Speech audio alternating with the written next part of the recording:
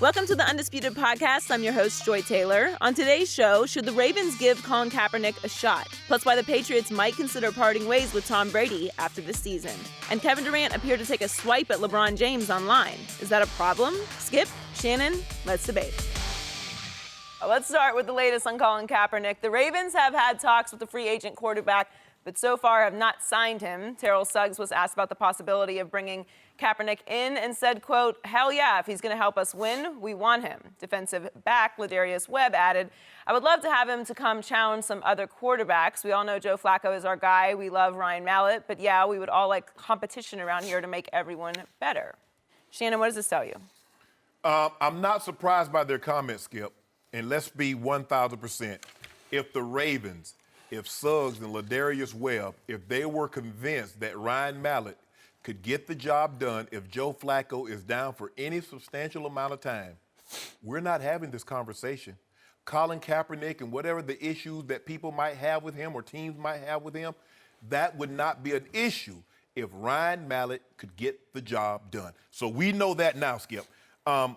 Look, this is what we know. We saw in 2015 Peyton Manning go down, and the Broncos had a competent backup in Brock Osweiler, went 5-2.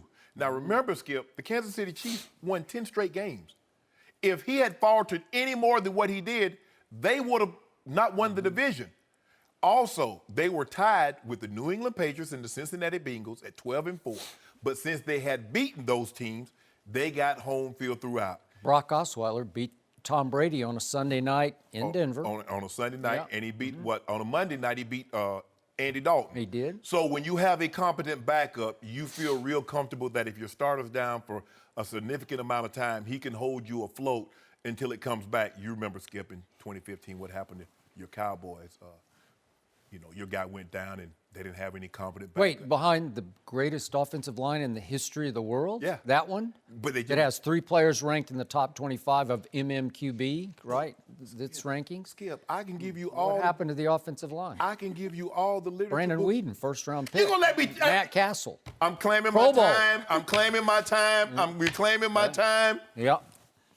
Go So, ahead. That's your part where you instruct Mr. Bayless. On the rules? Yeah. Skip, we know this. The Ravens have missed the playoffs the last 3 or 4 years. Last 3 or 4 years, they've missed the playoffs. They were 8-8 last year. Last year, 32 teams, Skip, 18 of them started at least one different quarterback. Now, some of it was because of injury. Some of it was because the starter was terrible. We know that the Baltimore Ravens have a Super Bowl caliber defense. They like to think they've upgraded their offense. Mike Wallace re-signed. Perriman is finally healthy. They brought in Jeremy Maclin. The one thing that you can't overcome is bad quarterback play because it'll eventually catch up with you. And the Ravens says, you know what? We've seen enough. And if you remember Saturday, Terrell Suggs, it was so bad for Ryan Mallett. He said, "Hey, Marty," offensive coordinator, "tell Ryan Mallett to throw the ball to the guys in the purple," which was the offense, not the guys in the white, which is the defense.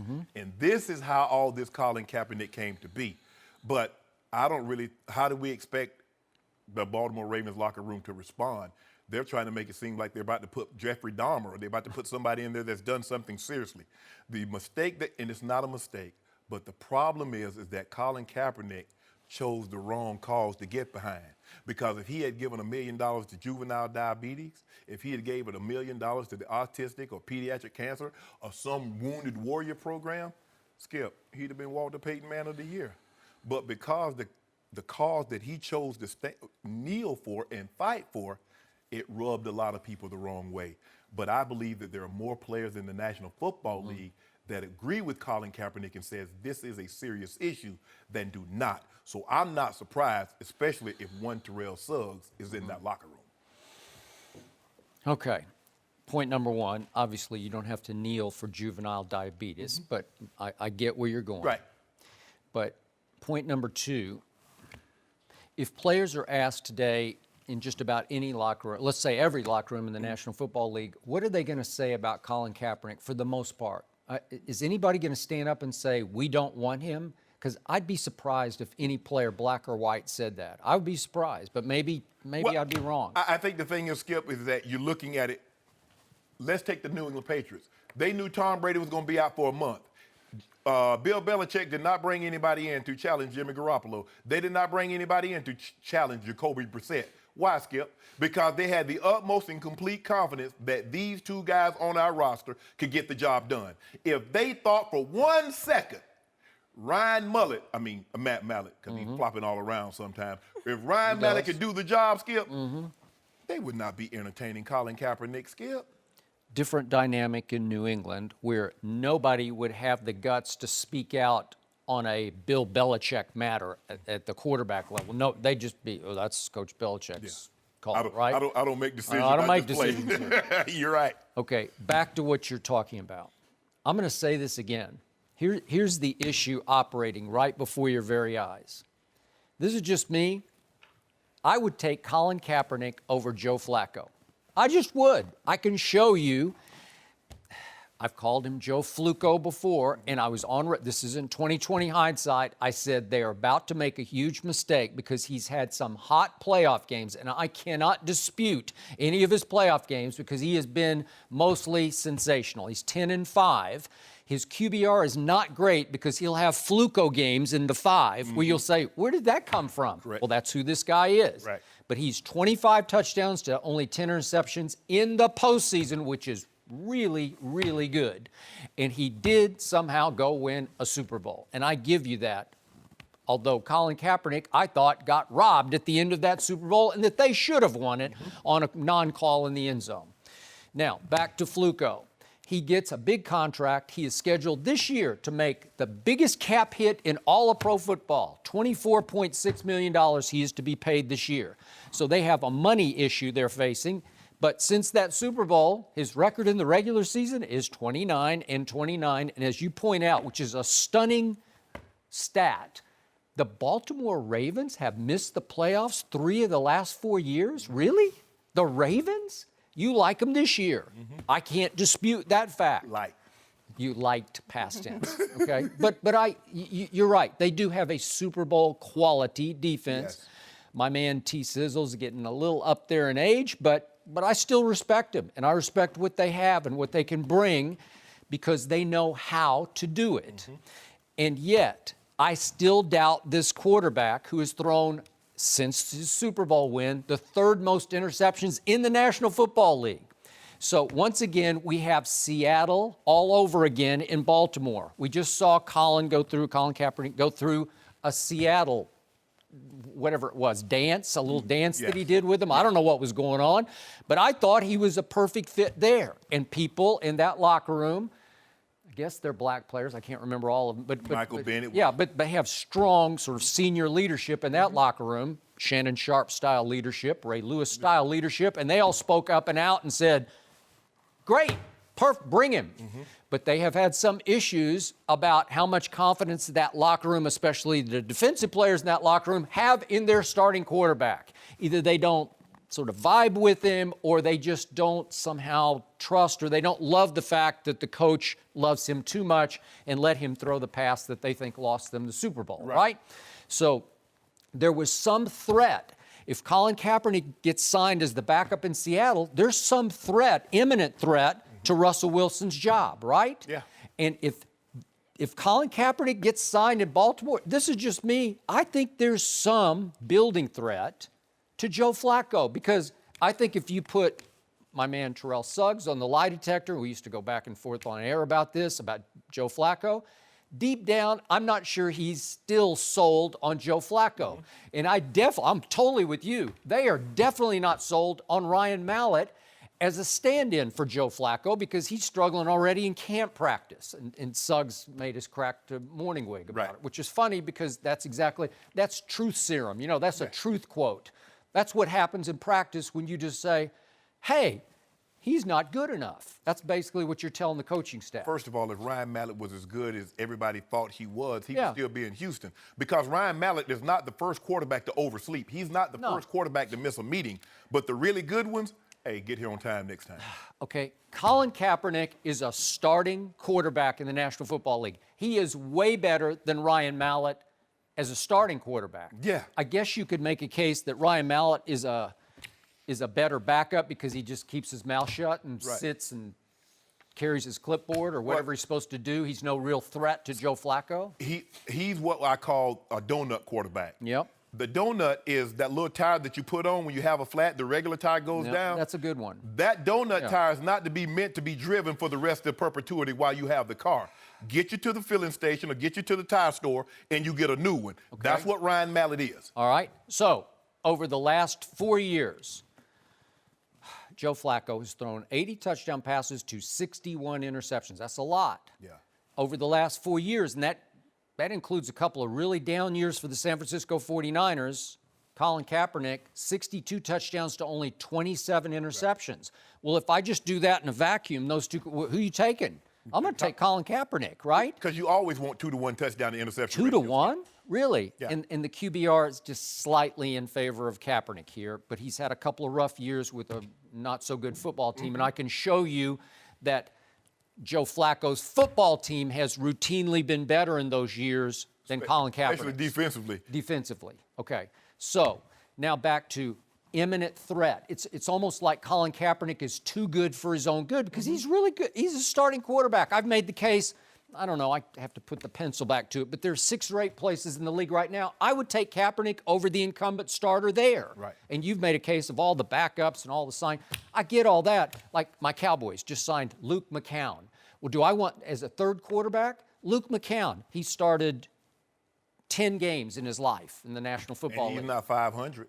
He's not. Well, what I'm saying is I don't care about Luke McCown, so he's fine as my third quarterback because I'm going to forget he is my third quarterback, right? Correct. And now, Colin Kaepernick, he's going to immediately, if he gets signed by the Ravens, they have to make a choice. Will we let him challenge? And the Lardarius Webb quote was pretty scary because he said, I would love to have him come in to challenge some of the other quarterbacks. And he's trying to make the case, like make them better, push them a little bit. Right. But you can't tell me if I put Lardarius on a lie detector that he wouldn't say, you know what? I think we might have a better chance with Colin as our starting quarterback. That's just me. And again, you owe Joe Flacco. It's their fault. You know, it's not like he earned that, but you owe him almost $25 million this year. So he's like priced himself into the job, right? Well, Skip, if you remember when Philly signed Michael Vick, he was signed to be a backup. Yeah. And Donovan got hurt. Michael Vick got in there, and what happened, Skip? Donovan never got the job back, and they ended up trading that is true. Donovan McNabb to the Redskins, to Washington. And so you don't want this, but at some point in time, if the guy that's backing up is better than the starter, the guys in that locker room see that. I understand that you're paying Joe Flacco has a $24 million cap hit. Yeah. But the guys in the locker room, they don't care about how much money you're spending. They care about does the guy give us the best chance to win? And if Colin Kaepernick gives them the best chance of winning, although Joe has won a Super Bowl for a lot of guys on that team, they're going to want Colin to play. It's as simple as that. Okay. So if you're Steve Bisciotti, the owner, are you threatened by that? Are you shook up by that? Because you got two controversies operating at once here. You have the fan controversy because they're saying, I don't know how true all this is, but there are threats via social media and talk radio shows in Baltimore. We'll give up our season tickets. Are those empty threats? Because usually fans won't follow through with that. Well, somebody's waiting in line to get those season tickets. Okay, well, there you go. Okay, but fair enough. But that's what Bisciotti's weighing, and he virtually did, as we saw yesterday, he did a town hall. That's what it came across as. A town hall out in his own stadium with sponsors and fans sort of throwing out to everybody, should we or shouldn't we do this, just to gauge the reaction from them after it's over. People are going to come up to him and say, hey, just my 2 cents, my 2 cents. And over time, he's going to let all those 2 cents go in and equal big dollars because you're talking about big sponsor dollars here. Are sponsors going to pull out if Colin Kaepernick is signed even as a backup quarterback? Well, let me ask you, are those sponsors going to stick around if they keep missing the playoffs year after year? I agree. Are those fans going to be in the stands if they keep losing year after year? They will not. So those are the options you're going to have to weigh. My thing is that Steve wants to listen to the fans and the sponsors. How many times have you heard the fans chant, we want somebody? And the coaches say, and the owners say, we're not listening to the fans. How many times you need to fire the coach, but we're not listening to the fans? Now, all of a sudden, you want the fans' input. All of a sudden, you want sponsors' input. If you don't, see, here's this the way I look at it, Skip. If I give you a test, Skip, and it's the question is 4 + 4 equals, and the first answer is 8. You know the answer is 8. You're not even going to go down to B, C, D, or E. If you don't believe Colin Kaepernick can play, Steve Bisciotti, why do you care what the fans think? Why do you care what the sponsors think? Why do you care if he kneel or he sat? You have your answer. I don't know. But he's saying, pray for us, Skip, right? Like we need help. We're lost. I don't want anything to happen to Steve Bisciotti, but I'm not praying for a man that's worth $3 billion. Praying that all you have to do is make a decision whether or not you want to hire or not hire a guy. And I'm supposed to pray for you for that? Yep. And Skip, I don't mean to disrespect any of these foundations. I was just saying that there are certain causes that people was like, okay, autism. Some people have autistic kids or wounded warriors. Somebody have a family member or a friend that was wounded in one of these wars that that's being fought around the country. So they will gravitate towards that. But if it's a cause that we don't like, Skip, so what does that tell us? We're not going to like the person that's fighting for that cause. Skip, if I don't like an actor, I'm not going to see any movie that actor's in. I don't care what grade they give it. And that's how they look at Colin Kaepernick. Forget the cause. That is true. That's a good analogy. That is true. In the end, they can't get past what he disrespected the flag. Yes. And that's their hang-up, Skip. So, yeah, it might be a worthy cause. And deep down, I think they know it's a worthy You know what? cause. I think they do. I can't say, now I'm playing armchair shrink here, but I think most people, if we can say most white people, deep down they know he's right. Yes. Deep down they know Colin Kaepernick stood for something he should have stood for, and that he had national impact that needed to be had at that moment. He created dialogue. He opened eyes and ears to a growing conflict between white policemen and unarmed black men and women that needed to be addressed. Correct. And I would like to believe, I can't prove this, but I believe it had positive impact, that it made a lot of police forces more aware of, man, we got internal issues going on here, right? Yeah, so to keep from talking about the cause, you disrespect the flag. Well, I don't care. You disrespected the flag. What about all those guys that fought and lost their life fighting for that flag? But they were fighting for the very freedom that Colin Kaepernick chose, the freedom of protest. But people can't see that, that they can't get past it. Exactly. And this is, I'm talking mostly white people, but it's just hard to get past the fact that so many white people, although obviously a bunch of black people died too to defend the freedom of this country, that it's just hard. It's like we should all be in this together, and you can't say no to that, to those stars and stripes. Okay, whatever, but we get that. And there's some people who are not going to change, no matter how much you preach from your seat. And it has been powerful, all of your preaching for your seat. And my friend John Wooten, again, Fritz Pollard Alliance, runs the Rooney Rule, oversees it anyway, keeps asking me, what can we do? What can you guys do? I don't know. This man can just do what he does day after day after day after day. He does it on this show, and I try to go right there with you. But I don't know what more we can do to make this better. What needs to happen, the men that's never had to fight to play a sport, which is the white men in America, because Dr. King and Lowry and Andrew Young and a lot of these guys, they were marching. But until those Catholic priests came down from Massachusetts. That is a fact. And got killed. That changed the ball. Changed the ball. And then when Bloody Sunday happened on national television. So until some of these white guys, you want to say, you know what? That's right. Colin's right. I didn't agree. I wish he hadn't done it. You're talking about white star players? Right, star players. I wish there was another way he could have got our attention to focus on this issue, but this is the way he chose. I don't agree with it, but what he's doing is right. And I'm going to say, you know what, whoever that white star is, he's going to get attacked on social media like crazy. You know it and I know it. And he's going to have thick enough skin or closed enough eyes to social media that he's going to say, I don't care what the reaction. I'd take it a step further. I think it actually has to be an owner that needs to do it. Could be. Yes. I mean, with whatever player that is on the team. And not do it with the caveat that they didn't agree with how he did it. Right. Because that, again, just reinforces that he did something wrong. Wrong, correct. No mercy. Hey guys, before we move on, I wanted to tell you that the Undisputed podcast is brought to you by Barbasol. The biggest thing to happen to Barbasol since shaving cream is also the only thing to happen to Barbasol since shaving cream. Introducing new Barbasol Razors. The brand America trusts for a close, comfortable shave now has premium disposable razors. Barbasol's close shave technology on every razor means you get an advanced pivoting head and ultra-thin open flow blades. The Ultra 6 Plus razor also features a 7th blade specifically designed to refine and style tricky areas like under the nose, sideburns, and beard. Visit Barbasol.com and get a $2 savings coupon and see for yourself why Barbasol Razors are the #1 new disposable razors out there. You're looking good, America. You're shaving with Barbasol. No mercy. The Patriots decided not to trade Jimmy Garoppolo this offseason. He'll be a free agent at the end of the season, while Tom Brady turns 40 on Thursday. Jimmy G was asked by Monday Morning Quarterback if he's frustrated sitting on the bench. Garoppolo said, "I think everything that happens for a reason. I'm happy being here. I've gotten 2 Super Bowl rings, so I wouldn't say I'm frustrated. Eager to play is probably a better way to put it. I'm just not used to being a backup. I want to be a starter and compete to be a starter." Rob Parker is still with us. Rob, if you're the Patriots, what would you do? Short of Tom Brady winning a Super Bowl, Skip Bayless, I would cut Tom Brady after this season, and I would give the job to Jimmy Garoppolo. And I'm serious from this standpoint. He's going to be 40. You know, nobody. Wait, did you put that caveat in there because you're a little concerned? No, he I'm will win a not. He's Super not Bowl? going to win the Super Bowl. But I'm saying, I'm being honest. Short of, they're not going to cut a guy who just won a Super Bowl, right?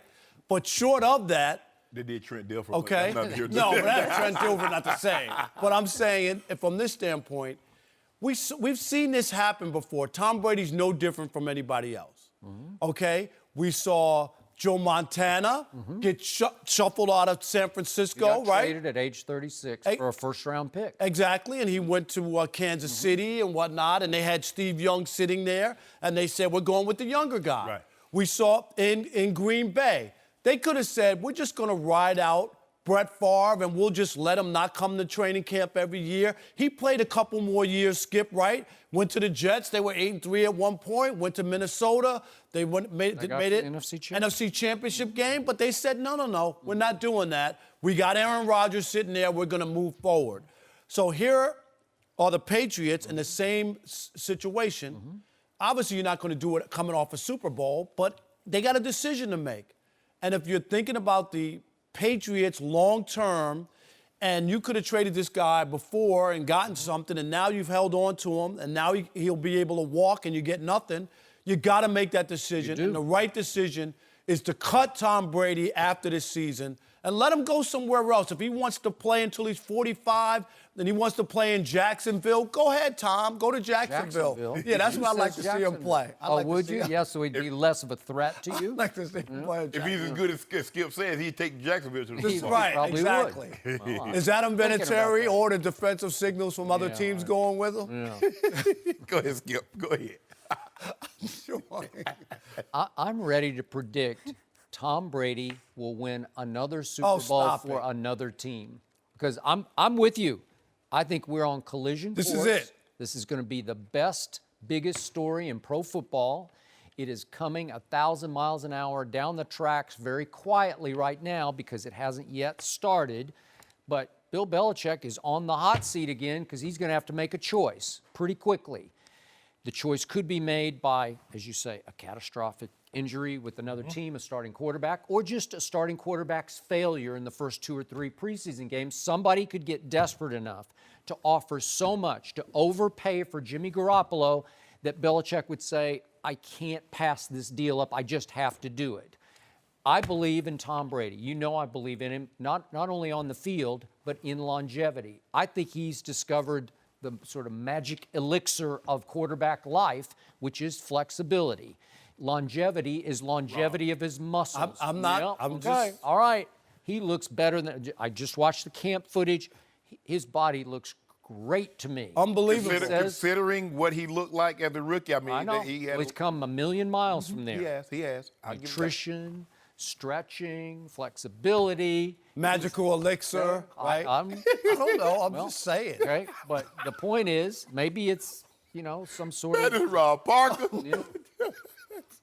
You know what? Skip. I just think he's figured it out. Okay, I'm and not if you saying- read all the things that he talks about, now he's got Gronk going to his complex to do stretching. What's Gronk saying? I'm more flexible than I've ever been. It's the secret. You should have discovered it before. I was it might have flexible. I given could you do a split. Could you? Yeah, I could. It might have let you play another couple of No, years. it wasn't gonna let me play. Okay. But see, your fire went out. Brady's fire is still raging. I think okay? that's the biggest thing for me after hearing the same verbiage, and he's heard the same verbiage basically for 18 years. Yeah. And he's perfectly content. He is. And I got tired of hearing two-jet flanker drive and I 50 know. bingo pick and I all know. that other stuff. Yeah. I just got tired. You got tired of the meetings. Yes, Yeah. yes, and the repetition of it. But they're going to have to make a decision. I mean, to franchise Garoppolo is $21 million. Brady's cap number is 22 million. That's 43 million. And you know one Can't thing. do it. They're not going to do it. Not going to happen, right? It's going to be very difficult because, like you said, Skip, he's still playing at an elite level, but Coach Belichick doesn't want to get caught holding the bag and a guy just falls off a cliff. Yeah. And he lets Garoppolo go with no plan of succession in place. He doesn't want that to happen because he's seen it happen in other places, and they go decades before they're able to turn this thing around. Buffalo is still searching for their Jim Kelly. Maybe they have it in Tyrod 20 Taylor. years later? Yeah. Dan Marino in Miami, and you see what happened in Pittsburgh until they got Big Ben. San Francisco still hasn't found a replacement, So that's what happens, Skip. They're on a collision course. It's not an easy decision. I don't envy the decision, but that's why they pay Coach Belichick the big bucks. And I think there are going to be a lot of hurt feelings. And, Mr. Kraft might want to put his foot down on this one because he views Tom like his son, like Jerry viewed Tony Romo as his son. And Except Tony Romo doesn't have any Super Bowls. No, he didn't even come close. But I think because of the history of the other guys in Montana who was a big-time winner, you're not talking about he didn't win one. He was a big-time winner. Yeah. People loved him in San Francisco, and they made that move. I think it is doable. It's not the end of the world. Franchises understand it, and Steve Young wound up winning his own Super Bowl. The thing was, it made it a lot easier because when Joe got hurt, Steve won the MVP that season. So obviously, you win the MVP over a 16-game stretch. It makes the decision a lot easier, although the guy had won 4 Super Bowls. With Brett Favre, he let Aaron get in the door. I'm not so sure, Skip. Now, eventually, maybe they would have moved Aaron into that position. But when you keep retiring and unretiring, and the team doesn't want the uncertainty, Brett's coming back. You can't keep planning on if he is or if he isn't coming back. They got tired of him. Ted Thompson said, "No, I'm done. That's it. We're moving on." But Aaron was clearly ready after 3 years. They rebuilt his whole delivery and in mechanics, and he was ready to go. And he was pretty good right away. And I believe Jimmy is ready to go because he sees Blake Bortles. I'm better than Blake Bortles. That's what Jimmy's saying. He saw Derek Carr, a quarterback that was selected a few spots ahead of him, get $125 million. And look at the year that he had last year before he got hurt. And he's like, hold on. I like these Super Bowl rings, but what could I buy for $125 million? I agree. And Bill Belichick, at age 65, has earned the right to try to win a Super Bowl without number 12. Well, if you want to cement your legacy, there's no doubt about it. It wasn't about Brady, and they were always attached. It was like when Shaq and Kobe. Kobe also felt that he would never get enough unless he was able to win without Shaq. And Rob, you're a baseball guy. You obviously remember the great Branch Rickey who gave Jackie Robinson's chance. What was his mantra? You should always trade a player 1 year before you think you should trade that player. Absolutely. And I'm sure Belichick is a student of that. So I'm sure Belichick is thinking, yeah, Tom's shattering the mold, but is it going to shatter him at some point soon? So I believe Bill will want to trade Tom Brady at some point pretty soon. Bill Walsh also thought like that because remember he got rid of Ronnie Lott and Roger Craig, all those guys.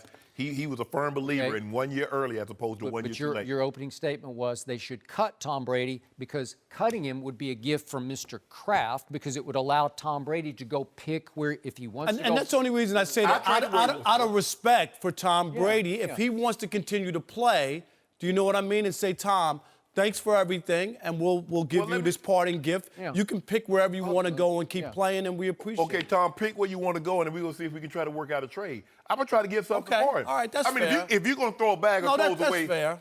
and somebody says, well, I give you $50 for that bag of clothes you're going to throw away, what you going to do? I'll take the 50. Okay, exactly. But it just sounds better. It just sounds shows better. them you're not going to get anything back. Well, I might not get a leverage. first-round pick, but I can get a third. I can get something. That's Tom Brady. You want him? Do you think Tom Brady's worth a first-round pick? Oh, right now? absolutely. He's No. worth 2 first-round No, picks. he ain't getting No, he's two. not. 3 first-round picks. 40-some-odd years Oh, old? please. Did you see what he did last year? I saw That a was choke last job by the Atlanta Yeah, Falcons. Wait a and they're second. still talking about it, Whoa, aren't they? hold on.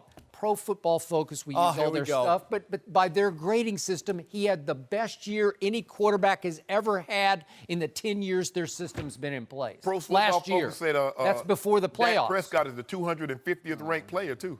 They So didn't which say- one is right? Oh, see? They didn't say. I think you're mixing up your Rob, are you focuses going to be right all right, though, if Tom leaves the Patriots and goes somewhere else and wins a Super Bowl, and then the Patriots win another Super Bowl with Belichick? No, I Are you gonna probably be will okay? resign from the show. You know what? I won't be here. I don't think You know you're what? going to be able to You're handle going to have that. to wear that black suit on the way to your own Funeral, what? You know? And I don't Shannon, think you you're know going to make what? it through that. What happened? Shannon, I think you jinxed me. What? Because you talked about me hitting the number, and look what happened to my pen. So now my How long money have you had that pen for? for like 15 years or something. You had it 20 years. You bought it. That's a bad He omen. purchased that That pen in the is. duty shop when he had just got married. Seriously? Yeah, I've had this pen for a long time. You know what? What? I Shannon? don't like that. We're going to have to do something. We're going to Scaramucci. get some sage out here or something. Get Scaramucci rid of married. that. Scaramucci Get rid of that job energy. lasted That longer is than no Rob good. married. No mercy. Last week, a study from Boston University was released showing an overwhelming link between CTE and football. Jets rookie safety Jamal Adams was asked about CTE at a fan event yesterday. Let's take a listen. You know, I can speak for a lot of guys that play the game. You know, we live and breathe, and this is what we're so passionate about. Literally, if I had a perfect place to die, I would die on the field. I would be at peace. Literally, I would be at peace, and that's not a lie. Like, it's so much sacrifice that we go through as a team, and just connecting as one and winning ball games. It's nothing like playing the game of football. But again, I'm all about making the game safer. That's all I can say about it. We're joined by FS1 NFL analyst Ray Lewis. Welcome back, Ray. Good to see you guys. Shannon, let me start with you. Do you have a problem with Adams' response? No, I do not have a problem with his response, because if they'd asked me this 15 years ago, I would have said the exact same thing. I realized that I play an inherently dangerous game, and although I did not know all the facts that they know currently, given the same sort of circumstances, what I know now, I still would have made that decision. For me, we see this happens every day that people that don't play football. Skip, we just saw a situation in San Antonio where undocumented workers were locked in a non-ventilator storage container trying to get to America to make a better life for themselves and their kids. And they asked one of the survivors, they said, I knew the risk when I got in this vehicle. Skip, you know the risk now. Are you willing to risk that for a long-term a reward for you and your family? I would, Skip. And for me, perfectly, all things being equal, I really ain't trying to die anytime soon, because the end result, whether you're down the football field, you're down in the bed, the hospital, at the end of the day, the results are the same. But Skip, we see people all the time. If I gotta go, I want to go on my sailboat on the ocean. Or we see people have their ashes spread about sea or at a ball stadium. Skip, I have no problem with what this young man said, because you know what happened with me, Skip? My grandmother passed in 2011 in July. And the last 3 years, I spent many a Friday and Saturday and Sundays with my grandmother in that nursing home. And a lot of people in there never played football and had those same debilitating neurological and brain diseases. So if the doctors can tell me 100% for certain, Shannon, had you not played football, there is a 0% chance, there's a 100% chance you would never, ever have these debilitating brain and neurological diseases. Now you give me something to think about. But because there's a chance I could have had these diseases anyway, nah, I'm gonna play football. And I know, so what, and this is what I also want. I don't want anybody out there to think, well, you're saying you're trying to minimize like blacks can't be smart. No, God blessed me with far more athletic ability than he did book sense. And I use what God gave me to get out of a situation legally. I'm not magna cum laude smart. I'm thank you, Lordy smart. But I'm okay. You know what? I disagree with that. I Well, think you're smarter than you give yourself credit for. Well, you know I what? think your book's smarter than you give yourself credit for, and I'm going to call you on that. Skip, I could have done a lot better, but I was mainly focused because I just felt that I could do more for my grandmother with my athletic ability than my brains. So I have no That's problem fine, with, but don't discount the brain. I have no problem with Jamal Adams said, because if you'd asked me this 10, 15 years ago, Skip, I would have said the exact same thing. Okay. Yeah, and I think I definitely agree for a number of reasons, right? So the thought process of I would die for this opportunity, what he's talking about, the sacrifices that we go through day in and day out, and the rigorous workouts, and the childhood coming up, and just finding a way, not having a way, not being able to eat all the times, some of the situations, all of these things he's talking about.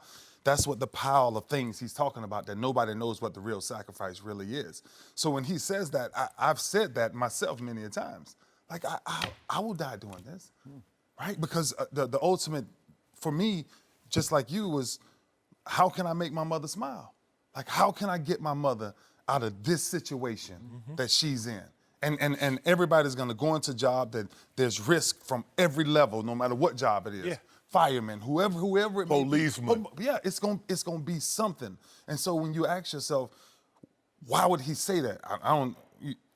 I would say it because he's that passionate about it.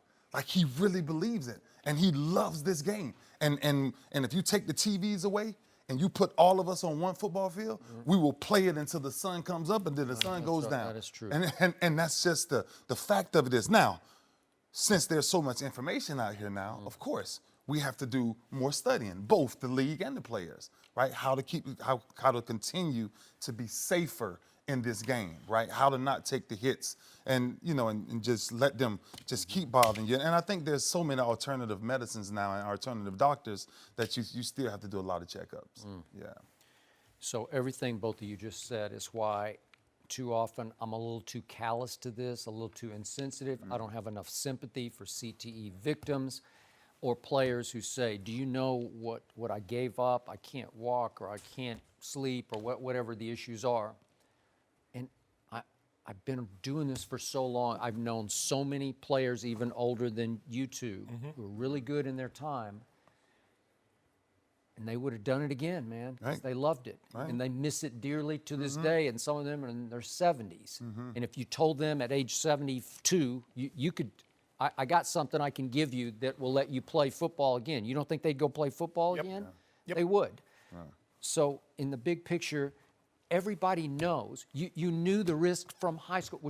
Was high school football not violent for both of you? Oh, yeah. Come on. Very. Maybe like crazy violent. That was like, old school, Skip. It was was. Oklahoma It drill. was. Yeah. And the bully in the ring. And that's at practice every day. Every day. Every day. Every day. Every day. And it wasn't reffed as well. The pads and the helmets weren't of high quality. So you don't think you had concussions in high school? Yeah. Both of you. I know you were running back, right? Yeah. How many people did you run into? The reason I changed from offense to defense. That's what I'm saying. Yeah. Right? Skip, my job, not only was I trying to see stars, I wanted to make somebody else see stars. Absolutely. Because then I got it. Yeah. I see a star. I know he's seeing them. I used to have dark helmets, and on the dark helmets, how hard you hit people, your marks on the helmet meant how good you really was. Said that the other day. I wanted a white helmet because I wanted them blue marks, that red mark, them yellow on my helmet. Peel my decal. I got it. Look at it.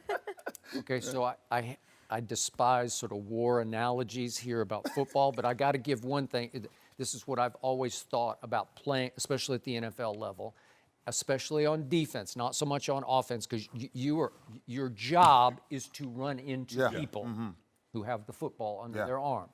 But the Marines were always taught going into battle that you, quote unquote, have to give yourself up for dead psychologically, because you'll have a better chance of surviving if you just go in with the attitude, I'm not going to make it. Or I'm going to get hurt. I'm going to get shot. So I give myself up. I'm just going to go fight this fight as hard as I can fight it because I'm virtually dead already, so I'm okay, right? Well, I think some of that mentality has to operate going into an NFL game, especially for a defensive player. Oh, no, listen, absolutely, and for a number of reasons. There's one thing you can't do, and we always say this, don't ever tease nobody about their injury. Because if they have an injury, because it goes around. And so the last thing you want to think about is, man, I'm going to get hurt. No, they're absolutely not. And that's the first thing that you have to take out of your mind. It's funny you bring up a military, because there's a guy who was in the military, and he always wore my jersey up under his uniform, right? Really? For this protection. And I've got many, like, just thoughts about what it was like. And then the first day he didn't, he actually got shot. Right, but it's the mindset you're talking about. The only reason I tell you that story, it's the mindset that you go in with, that you try to do anything to take your mind away from thinking like that, right? And for me personally, I've done a lot of different things to make sure my mind never wandered there. And that's why you have to give so much, because think about the military. You already know, at least there's a chance, now with the way they're fighting, you join the military, there's a chance you're going to a war. Yeah. Iraq, Afghanistan, in the middle, somewhere, you're going somewhere, Skip.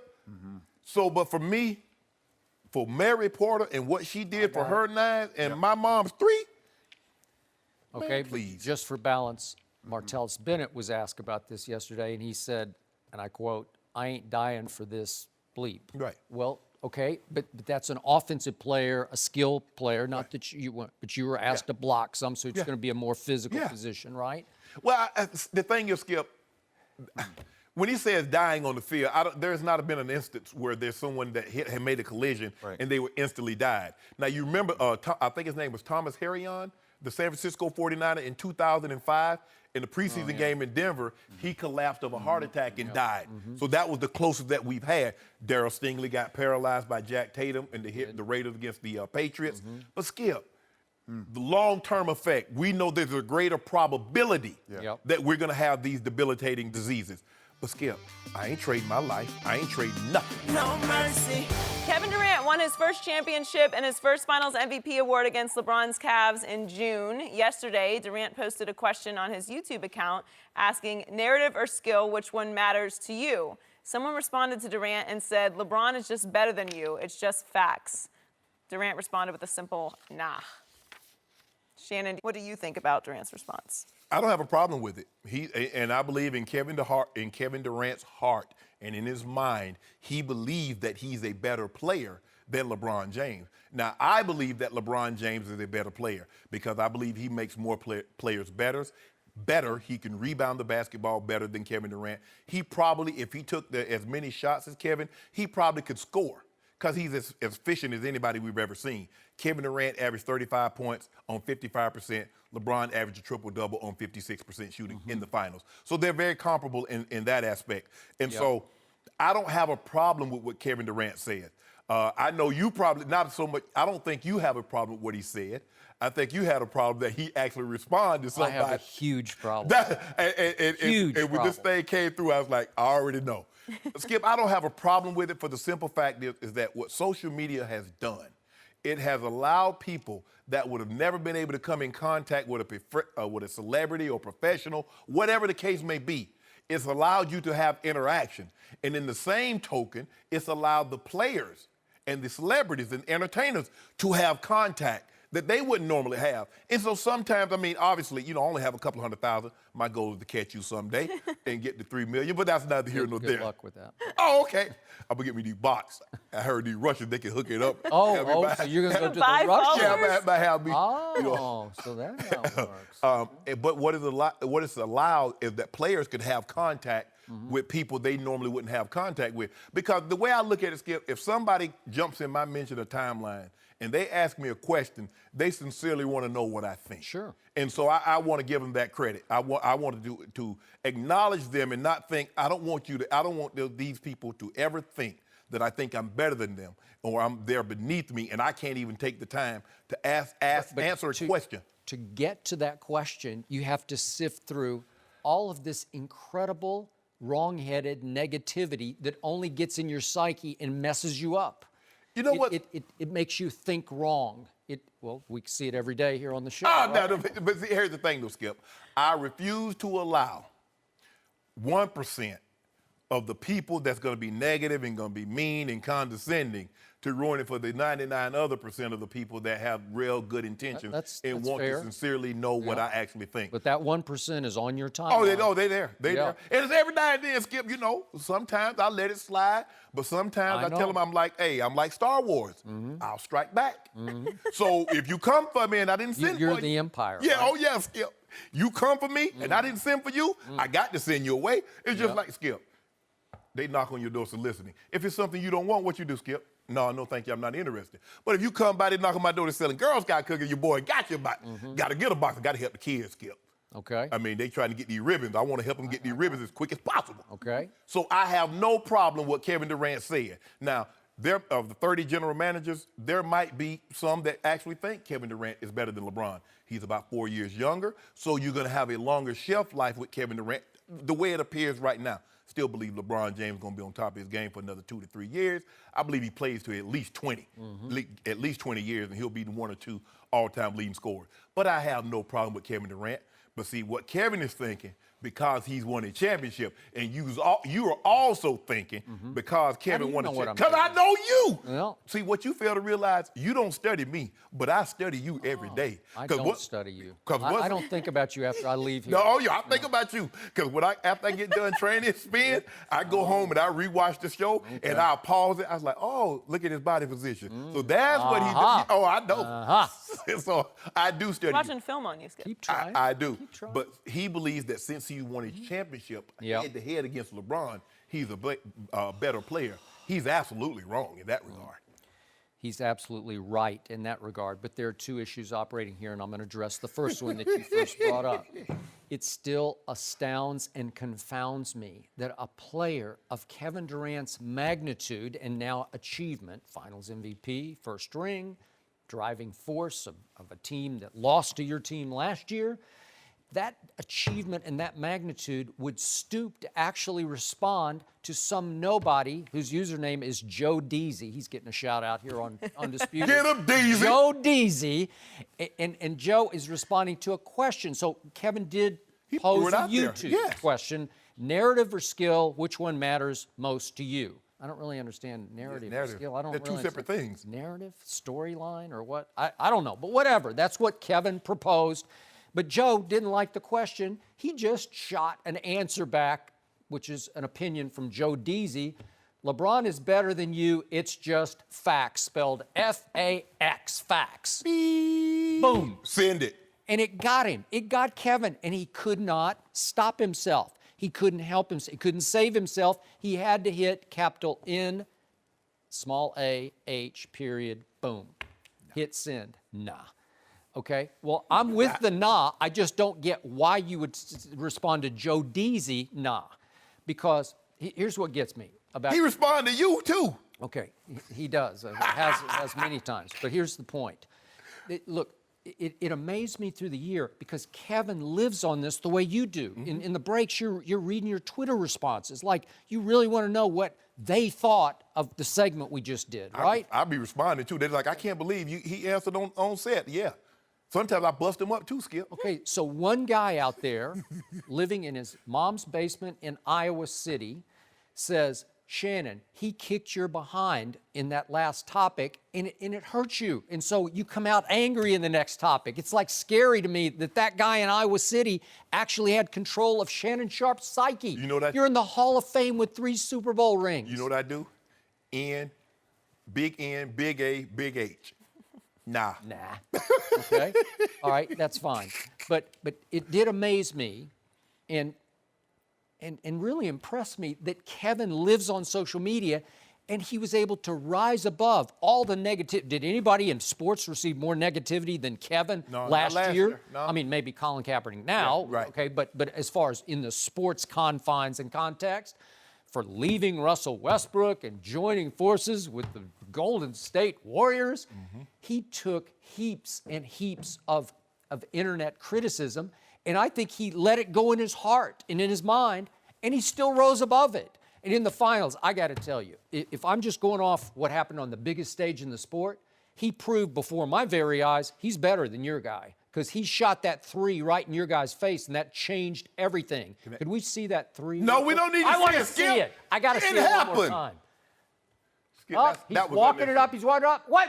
LeBron, you got to get your hand up. He got his Get your hand up, LeBron. No, he got to Don't let him walk into that. He just got to hug up to him, Skip. Oh, did that not? That was nothing but net. Can I ask you a question? And it was Skip? nothing but Cavaliers all over the floor because they were done in the King's house. Can I ask you a question? Let's just say for the sake of argument, we're doing hypotheticals. And I don't really like to do that, but just for the sake of this argument, I will. If you swap teams, you put LeBron James on the Warriors with the team that's currently constructed, and you put Kevin Durant with Kyrie in Cleveland, who wins the series? Well, I don't know. I'm not sure I'd bet against KD and Kyrie. So I'm just not sure. Why couldn't KD do that when he was in why couldn't he do that in OKC? Well, they were up 3-1 on Golden State, and then he didn't like his partner. He thought his partner took too many shots down the stretch. Okay, when he had James Harden and Russell and him together in OKC. When he was in OKC and LeBron James had a 17-5 advantage, why couldn't he beat LeBron before he got 3 other All-NBA and All-Star players? Skip, if he's the best. LeBron had Dwayne Wade and Chris Bosh and Mario Chalmers, who scored 25 points in Game 4. And he went back with Kyrie, and he Mike went back. Miller, who scored And he went, hit and he 7 went, threes. and when he went back, And Shane Battier, who hit 6 threes in Game 2. and he went back to Cleveland, and all he had was Kyrie, and he still thumped him. Still thumped him. Yep. So guess what? LeBron, Steph Curry, Klay Thompson, Draymond Green. Oh, are they gonna lose? They're gonna lose more games in the regular season than they lost with Kevin Durant. And now all of a sudden, we believe that KD and Kyrie will beat that Warriors team with LeBron. Come on, Skip. Now, don't do Who that. stood tallest in the NBA Finals? Skip. Kevin Durant. What did I was stunned by it. That was that was big Matt Barnes say? time. Matt Barnes said they had a 2-headed monster, but they had a Hydra. They had a 4-headed monster. A 4 monster's gonna beat 2 any day of the week. I saw Steph Curry and Klay Thompson and Draymond basically deferring to the guy that Draymond had to call, say, we need you, right? Right, That's what you keep saying, right? But think about it. Steph Curry still averaged 27, 9, and 8. Klay, How about 31, 9, and 4? No, for the series, 35, 8, and 5. Yeah. But just for that Game 3, 31, 9, and 4. yeah. Woo! What did LeBron Game have? over, Can you give series me LeBron over. stats in that? Huh? LeBron, First ever to average a triple-double. No. Why you do that? Huh? Well, you hear what I say. Talk about, huh? Huh? I mean, you heard. Nah. Can you give can you give me LeBron numbers in Game 3? No, I can't remember. Skip. What were they? I can give you Kyrie's. He had 38. He didn't have more points than Bron. Okay, well, who won? Kevin Durant won. No. Who was the Finals MVP? Kevin Durant. KD. Kevin Durant won, or Kevin Durant's team won. I think he won. Can I ask you a question? When LeBron left Cleveland to go to Miami, how many times was Dwayne Wade a league MVP, and how many championships had they won, and how many times had they won 73 games in the regular season? Well, they Dwayne won Wade. one championship. They did. One. Wade was the And finals Dwayne MVP, Wade but- was not a stats How long player. ago- how long He's ago was not that? A ball hog. 2006. And LeBron joined the team in what year? Oh, so 4 years. 4 after, years oh, later. Whoa. Y'all, Joe, just Is a that sec. like, No, is that a long time or something? I'm just asking. So one guy joins a team 4 years after the fact. Another guy joins the team. They had just won 73 games. They had just lost the NBA Finals. And the guy that was on their team that's in his absolute prime had just won a unanimous MVP award. And somehow we think just because 2 guys swap teams as free agents, it's the same. How? What'd your eyes tell you? What'd your eye test tell And you? What did it look, tell you? Who looked like the better player? LeBron. He did not. LeBron. You know and I know. It was Kevin Durant. It was his coming out party. Kevin Love I think scored there 6 was a points. changing of the guard. What And the guard? guard is KD. No. You saw it. I mean, Buckingham Palace changed guards all the time. They Yeah, one this guy. I is mean, you just can't one work for 24 one. hours, but LeBron is still on the throne. Everybody know the Kings. What are they saying on Twitter? Let me see. Right now, actually, this guy said he has a high rise in New York. Oh, okay. Well, there you go. Kevin Durant, he's got to start rising above this a Yeah. little. Hold on. I know he likes we to got to interact get with Joe fans, Deasy but- on the show. Joe, Skip. Come on to L.A. And I'm only going to tolerate this Wade slander a little bit longer. But Beyonce, sometimes, I mean, Beyonce got like 40, 50 million. I think she got like 60 million Twitter followers, and like 85 on Instagram. Sometimes she has Q&A. That's the way of engaging. I can't because you She doesn't antisocial. follow anybody. She's like Skip. She ain't got to follow nobody, but I'm saying she talk to people. I'm not antisocial like you. You know what? That is false. I got to, real quick before we go, I know we got to go, but when we're out, and you can attest to this, if I'm in an airport or certainly after a show on the road, I'll stay as long as they want to stay. I'll talk to everybody. Ask Ernestine. I drive her crazy. After every on show Saturday we do on night, the road. if we're out and people come up to talk to me, I'll stand there for 20 minutes talking to them, but I'm not going to engage on Twitter with Joe Deasy. Well, I'm just Skip, not. I normally Skip talk. has a no troll rule. Yeah, but here's the thing, though, Skip. I would stay there and talk to him too. That is not true. But they want to talk to Sterling. You get a little frustrated. I So know. They want to talk to Sterling, so Shannon just keep walking in the airport. No mercy. Adrian Wojnarowski is reporting that 6 teams have made trade offers for Kyrie Irving, and up to 20 teams have called the Cavs to inquire about Kyrie. Woj also reports the Suns and Celtics have the best chance of landing him, but the Suns do not want to give up the number 4 overall pick, Josh Jackson. In the article, Kyrie's character was questioned, but 2 NBA players still gave him praise. An elite Eastern Conference point guard says, I don't like him personally, but I hate playing against him. I'd trade a lot to get him. While an old teammate of Kyrie's told one GM, he's an animal, forget whatever you hear about him off the court, go get him. We're joined once again by Jim Jackson, but Skip, will start with you. How much is Kyrie worth? Mr. Jackson, the man across from me and I differ hugely on how valuable Kyrie Irving is. I can't even believe he's actually on the market. He's actually available via trade.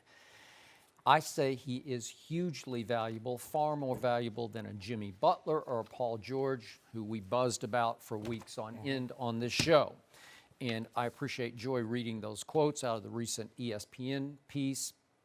And there was one more from an Eastern Conference executive who said, go back through every team Kyrie's played on, and it doesn't matter whether it was high school or college or USA Development or the NBA, and you see a pattern of him impacting winning. He is a winner, and he is hugely gifted, even though he's only 6'2" or 6'2.5", maybe 6'3". And the point is, there are 2 teams that obviously have the most assets to trade. Number 1 is Phoenix. Number 2 is Boston. I highly doubt that Cleveland would agree to trade Kyrie Irving to what most people perceive their biggest threat in the Eastern Conference. So it comes down to what Joy said, Phoenix Suns. Are you kidding me that Josh Jackson is the linchpin here?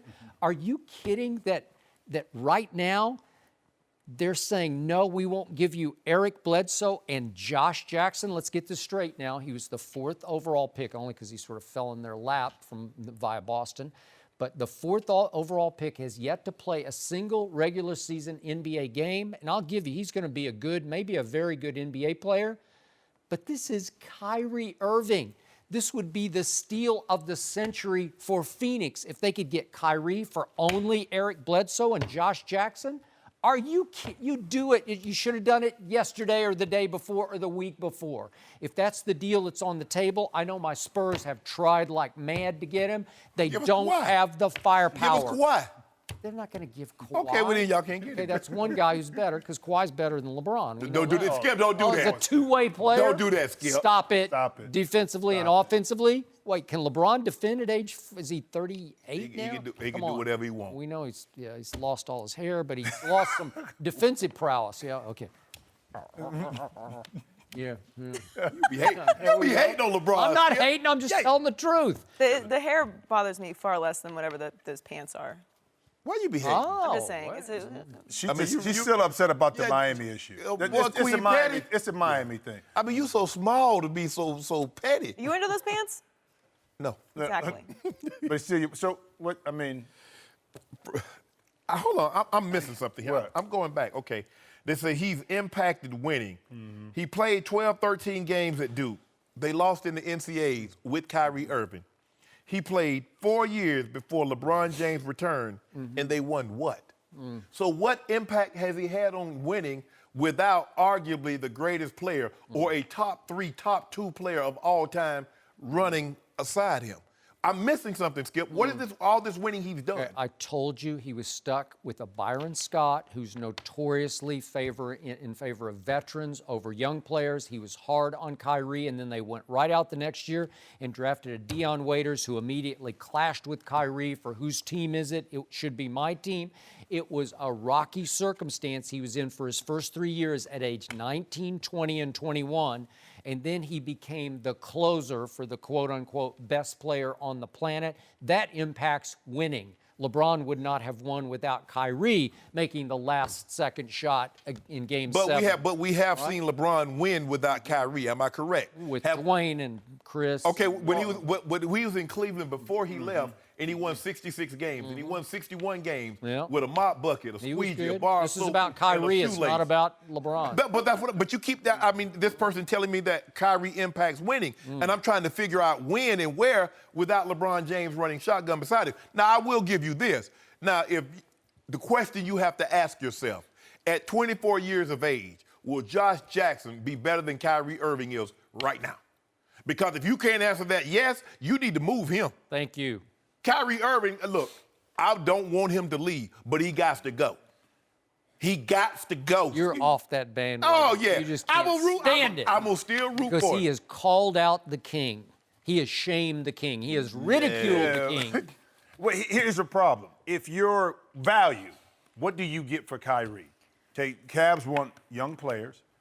They want a veteran that can help them right now. But more importantly, they need draft picks. Yes. Because at some point, whether it's next year or down the line, when LeBron leaves, Cleveland is going back down, and they can't get it through free agency. No. The only way they're going to build their franchise back up, be competitive, is through the draft, because you're not going to get top-tier free agents. So who has that to offer for them?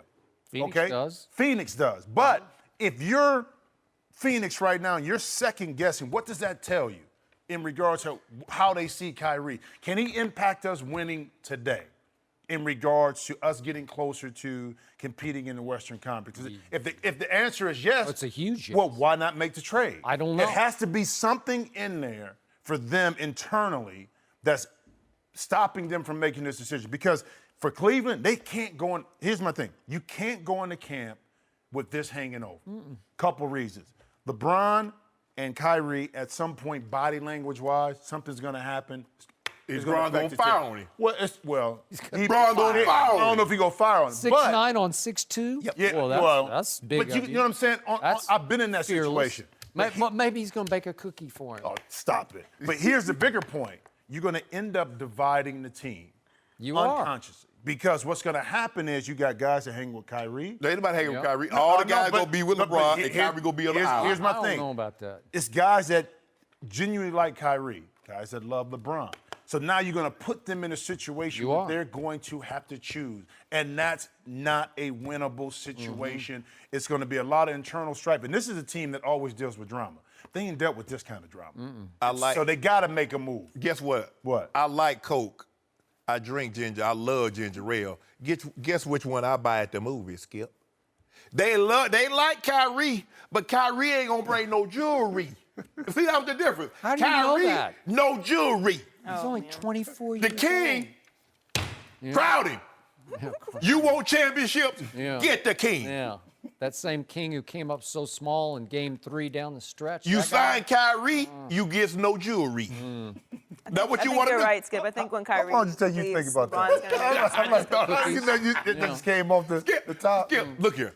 We won't, listen, I tell you what we'll do. Y'all don't want to give up Josh Jackson. We'll take Devin Booker. We'll take Devin Booker. We'll get y'all Kyrie. Did you hear the quotes Joy read? He's an animal. I don't like him personally, but I hate playing against him. I'd trade a lot to get him. He's on the market. You just do it. A lot of a parcel of land. So where's that land at? Is it in Iowa or is it in Malibu? Is it on Fifth Avenue or is it in Georgia? I just need to know, Skip, a lot.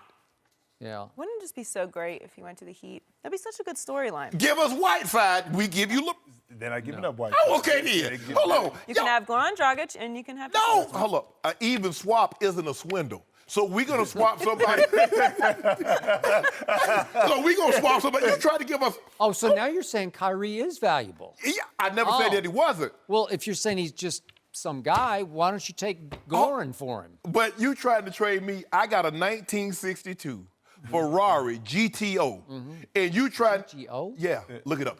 And you trying to trade me a F-150, A truck. a Shelby, and a 1995 Shelby maybe Mustang. you need some trucks more than you need that. That's all I'm saying. Nah. No mercy. Thanks for listening to the Undisputed Podcast. I'm Joy Taylor. We're back at the same time tomorrow morning, 9:30 Eastern. We'll see you then. Fox Sports 1 of 1.